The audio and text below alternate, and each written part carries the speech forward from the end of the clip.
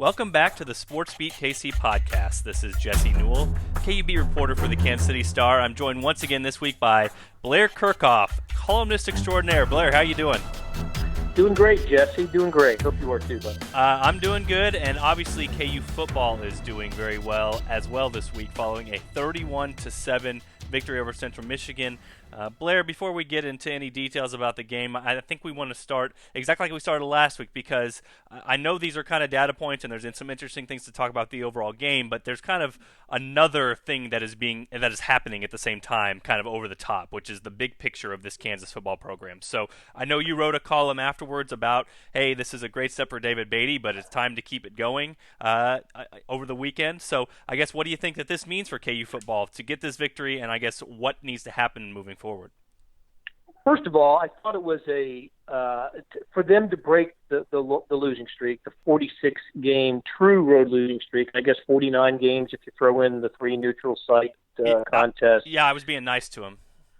Yeah, which was nice. It was very nice. Yeah, you're welcome. Of you to do that. It's a fantastic thing. Happy as heck that it happened, just because. Not so much for the fans or even the coaching staff, but for the players themselves. Those are the guys that kind of have to feel it every day. And that was one of the things that I thought about when I was writing. The day after, you covered the game was, if anybody's ever been associated with a team that didn't have success, you just know how. People play sports for the love of the game and for the love of sports. They do it because they just enjoy doing it. But when you lose pretty regularly, and then in the case of Kansas football, you lose almost exclusively, it's not fun. And I wonder about players like Joe Dineen and the seniors who have been through this program for so long, how much just how much hurt they felt on a daily basis for this program, and to see the video that you took, of them coming off the field, and then the Kansas produced video of them coming into the locker room, I just smiled. I did. I smiled because for those athletes, those student athletes who have had to endure so much and put up with a lot in their years there. The fans can tune out, and fans should tune out if they don't like the product that they're paying for, but the players can't do that. So happiest for them in this, and then we'll see if they can keep it going. Yeah, I think the two people you talk about, Joe Dineen and Daniel Wise, and I just think back to last year. After every game, Joe Dineen had his typical 13, 14, whatever tackles, and he would be left to speak for the program and why the program was struggling. And so I made it down to the field, to the sideline for the end of the game to get that video and to kind of take in the scene and everything. And Katie Lonergan, who's the KU Sports Information Director, she goes up on the sideline to players. And by that time, it was 31-7, so the game was decided and the starters had been out, all those sorts of things. And I saw her walk up to Joe Dineen and basically say, hey, we need you for the post game. Be sure to come out and talk to reporters. And he said to her, he goes, that's just fine after this one. And you could just see a big smile. And he actually turned around as he said it, and he saw me. And he pointed to me on the sideline, kind of like, I'm going to come talk to you after this one. It's been a long time coming, but I'm finally going to be able to talk to you after something good happened with the football program. And Dineen especially, Lawrence kid, I think his grandpa played for Fog Allen. His dad or his mom or dad played for KU and as part of their athletic programs. He's got a Jayhawk tattoo on him. I mean, I've written about this before, but if you're talking about somebody who bleeds KU and also somebody who had a chance to graduate transfer, he graduated before this season started, could have gone somewhere and won, could have gone somewhere and been productive and had a few more wins. For him to stick it out and stay here and believe that there were going to be moments like there were Saturday, and then for them to happen, that's what makes you feel best about it. I think if you're a KU fan, is that guy who didn't have to be or who didn't have to stick it out, who saw so many dark days, finally got to celebrate in a road locker room, and that's kind of a cool thing. Yeah, it was, and for at least a week, and maybe now more, they're not the butt of the national jokes. It's not as they have been throughout. I don't know, count however many number of years. The definition of college football futility, and they don't have to wear that now. Look, there'll be some some snickering about Rutgers and Kansas meeting up. this weekend, two programs that have been, really on, have really felt the hard luck. But this is actually a game Kansas should be playing and Rutgers should be playing. As it turns out, with smart scheduling, and I know this was scheduled several years ago. Kansas already played at Rutgers, but these are teams. This is a terrific matchup and a game that absolutely should be played. Yeah, I went back to the archives, Blair. I don't know if you saw this on my just first preview, first look at KU Rutgers. This game was scheduled in 2012 as a home and home, and do you remember why? Charlie Weiss, wasn't it? Didn't Charlie want to go back to New Jersey? Charlie Weiss wanted to go back to New Jersey. That's exactly what it was. And it was funny. I pulled out the quote from the release in there of Charlie talking, and he said, the very last line was something like, the only thing I'm worried about is how many tickets I'm going to have to get. And, of course, that was something that Charlie didn't have to worry about because he didn't make it to the KU Rutgers game in New Jersey in 2015. That actually was part of David Beatty's first season. Right, how about that? But I do remember it was Charlie, and at the time I can't remember exactly where Rutgers was in terms of their football fortunes, but Kansas had already started down their road to futility. It had been at that point 3 years since they'd won a road game, and who knew then it was going to be this bad. I want to say you might know this, that didn't Kansas somewhere within a year or so, also schedule a home and home with Illinois, and I wondered if that's a game that has been, or a series that has disappeared from future schedules, or are they still going to face each other at some point? And because based on where Illinois is, that's another game that probably should happen. Yeah, I think it was canceled, but I'd have to do a real quick checkup on it. But I agree with you though on the Rutgers point, which is basically that then there might be the jokes or whatever. But these two teams find themselves very similar spot in the Power 5 rankings. I remember, kind of just in the scheme of things, I remember looking at a Vegas future odds to win the conference, and I think it was 300 or 400 to 1 KU was to win the Big 12, and at 300 or 400 to 1 Rutgers was to win the Big 10. So this actually is a good matchup for both schools because, as you know, two teams enter, one team must win, and wow, Kansas football could get to 2-1, and getting to 2-1 is a big deal, Blair. I know after that Nicholls State loss, and that was really disappointing, but for them to get to 2-1, and they have not won consecutive road games since. Do you know this stat, Blair? Oh my gosh! Well, it have to be. It would have to be either the Orange Bowl year, right? 2007? I don't think KU's won consecutive games, period, since 2011 is the stat. So okay. 7 straight years. Yeah. I'm sorry, did I say road games? Yeah, just consecutive games for Kansas. So, I mean, we're talking about a win streak. Just a win streak for Kansas. It's been 7 years in the making just because and that's including non-conference, that's including everything. And so it's pretty amazing for this team to, if they were able to just get to 2-1, because those two in a row don't happen very often. So, Rutgers did in its first game what I expected Kansas to do. Maybe not to the extent that Rutgers did it. They handled what Texas State, I believe. And I thought, I was expecting a Kansas victory in the opening game. The only outcome that's been somewhat unexpected, really, among the 4 games that the teams have combined to play, was the margin of KU's victory on Saturday. I mean, we all thought Ohio State was the better team when they met Rutgers last weekend, but for Kansas to win as convincingly as it did, to dominate the game, pretty much, that was that to me was that would be the one surprise between these two teams, as you're trying to look for some clues about how to kind of break it down and handicap this game. But Rutgers was just horrible at Columbus, and I read the coach's quotes afterwards, and he felt like he was kind of embarrassed by the way it unfolded. I think Ohio State scored on 5 of their first 6 possessions, and Rutgers was 3 and out on 5 of their first 6, and it was just a mismatch from the get-go. Not that it wouldn't have been with a lot of teams. Kansas against Ohio State would likely have been a similar mismatch, but you wonder where, you wonder what the emotional state of both teams is right now. Kansas, again, like you said, I mean, they dealing with a victory, and we think practice is going to be upbeat this week, and they're going to feel good about themselves.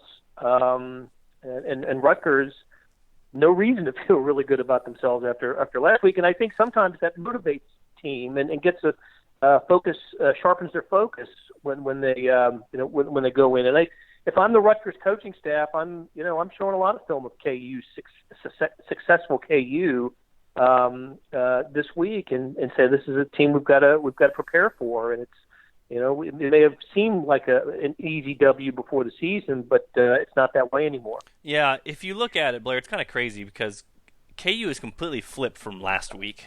It was Central Michigan was the team that had the competitor road game against Kentucky and feeling decent about itself, and KU had no reason to feel good after an overtime loss against Nichols at home, FCS opponent. So then you flip it. KU overwhelms Central Michigan on the road, wins its first game in 46 tries. Rutgers, no reason to feel good. You just completely drubbed on the road by Ohio State. So yeah, it is kind of a weird turn of fortune here for KU because nobody was picking KU last week except for me and maybe a couple other people. You did. We talked about it, and you out and out picked them, not just to cover but to win. And I told you to jump on the bandwagon, Blair. You just got to listen to me. You did. No, but I know you sensed something, and because you follow the program on a daily basis, you were able to sense something that people who don't have follow the program was not able to do. And I'll tell you what, I did think it was interesting that the line fell from Kansas was a 5-point underdog or 5 or 6 when the week started, and they came off. Was it 3 at kickoff? Or 3, something like yeah. that? So there was that idea was building during the week. That the more I heard people talk about it, I mean, people from outside of this area talking about the possibility of a Kansas win. The chatter was picking up late in the week. And I thought, yeah, Jesse knows something. He's on to something, and you must have just had a good sense of that game. Well, the biggest thing is to try not overreact to week one, as easy as that is. But I will say this for Kansas this week. We talk about dealing with expectations, dealing with a fan base that believes maybe you should win. If you're a 3-point favorite at home against Rutgers, KU did not handle that well against Nichols State. KU was an 8 to 12-point favorite in that game, depending on the line you looked at, and lost that game. And that was the only game where this whole season fans were absolutely going to expect them to win. So how will they come out this week? I think that's an unanswered question. Another thing in my mind, though, Blair, right now is I want to see a third sample with this Kansas defense because I don't know. This defense might be really good. It's crazy to say, but you just talked about 5 3-and-outs on the first 6 possessions for Rutgers. KU's defense on Saturday against Central Michigan, 5 3-and-outs on the first 6 first-half possessions, and then in the second half came away with 5 turnovers.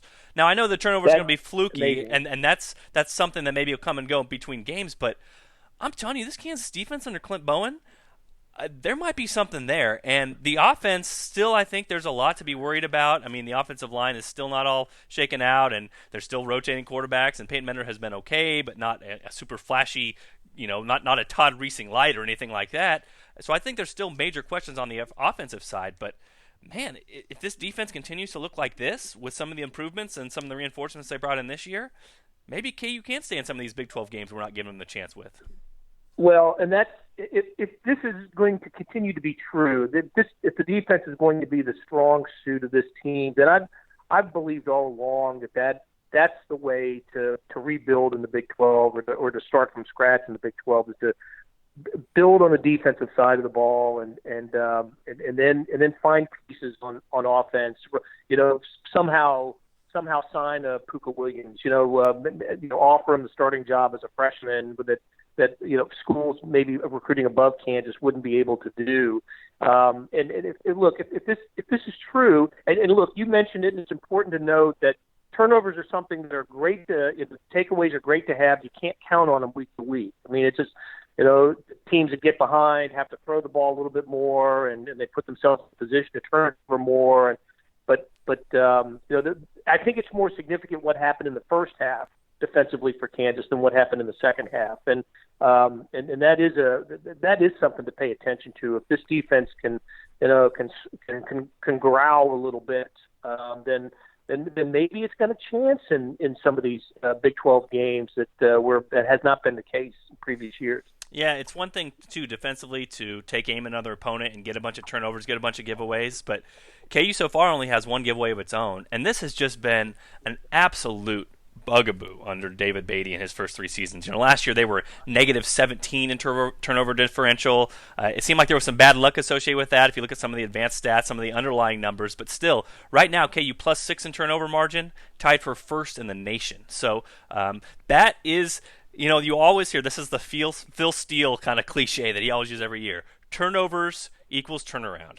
Turnovers equals turnaround, and Bill Connolly's of SB Nation has done some great stats. Basically, every turnover is worth about 5 points in the grand scheme of things. So when you win a turnover battle 6-0 against Central Michigan and win the game 31-7, well, that's how you won the game. You know what I mean? That's how Kansas won that game, is that they were able to not turn over on their end, get turnovers on the other end. And like I said, the offense did enough. Not great, but the defense was so overwhelming that definitely gave them a chance in the end and helped them to this 24-point victory. Before we go, Blair, though, I do want to go ahead and get us on record for Rutgers. Overall thoughts for this game and how you feel about Kansas's chances. And then I guess just real quickly, with Jeff Long in the program and David Beatty and his standing with the program, how you feel about him and them after a win, and how you feel about him and them after a potential loss. I'm going with Rutgers this week, and I don't have a great feeling about it. It's just that I do like the way Kansas won Saturday. It wasn't a fluky thing, and it was very convincing. And how does anybody like Rutgers after what happened last Saturday to the Scarlet Knights? But I don't know. I think Rutgers is farther along than Kansas. I imagine from 1 to 90 on the roster, there's just more talent at Rutgers than there is at Kansas. And I'm gonna project a Rutgers victory, a close one that's not going to be terribly discouraging. Although if Kansas is favorite, I guess any loss is going to be discouraging. But a competitive loss for Kansas in this one. The point I wanted to make earlier this week in that column was that the best thing that could happen for David Beatty is to make it really difficult for Jeff Long to fire him. And the only way that happens is if David Beatty exceeds expectations and whatever those are in the mind of Jeff Long. And maybe Jeff has a number, 3, 4, 5, 6 wins. Maybe it's bowl eligibility. I don't know, but certainly it was a good sign. And look, if Booker Williams had played in the opening game, Kansas, despite playing poorly and losing that game, might have won. And we're talking about a 2-0 team, perhaps going into Rutgers. So that's kind of where I am with David Beatty. I don't think that this changes the status in the mind of Jeff Long, except that it adds a victory to his ledger and makes him 4-34, is that right, as a career record at KU, and that is under any circumstance, even in this week of celebration, an unacceptable record, and it's going to have to be better. It's impossible for it to be much better, but it's going to have to be better on a percentage basis, I think, for Kansas not to have a new football coach next season. Yeah, I agree with you there. And you're kind of taking the Jesse method here. You're not overreacting to 1 week's results. You're taking Rutgers, sticking with them. And here I am probably going to go against the Jesse method. I picked 31-28 in the preseason, and I've stuck with kind of my preseason score predictions, or at least win predictions through the first 2 weeks. So I think I'm going to take KU in a close one. And I agree with you on all your points, and I'm not sure how KU is going to handle success in football because it hasn't happened that often. But like I said, I think these two teams are pretty equal. KU at home might give them that little 3-point edge when you're talking about with Vegas. I see this being about a 3-point game either way, or one possession game either way. I don't think this is going to get out of hand. But I'm probably a little bit lower on the score prediction than I thought originally, because I think KU's goal right now offensively is to play pretty conservative and not give it over, and I think they're waiting on the defense to make some plays. And so we'll see if Clint Bowen's unit can do that again for a second straight week and produce a second straight victory. Like I said, it's been a long time, 7 years, since we could talk about 2 consecutive victories for Kansas. Well, and I hope for KU's sake that last week's outcome sells some tickets for this week. And there's a little bit more of an atmosphere in Memorial Stadium. That would help. And look, again, I would go kind of to circle back where we started. I think that these players kind of deserve a little bit more support, and maybe that'll show itself this weekend. Yeah, Todd Reesing going up in the Ring of Honor as well, so that will be a cause for celebration too. So I'm sure that Jeff Long, David Beatty, all those people would love to see a big crowd at Memorial Stadium, not only for the players and to kind of help them celebrate a victory last week, but to try to get another win this week, and then also celebrate one of the greatest Jayhawks football players, especially of all time. For Blair, this is Jesse. We're going to sign off for the Sports Beat KC podcast. Be sure to tune in for another episode next week.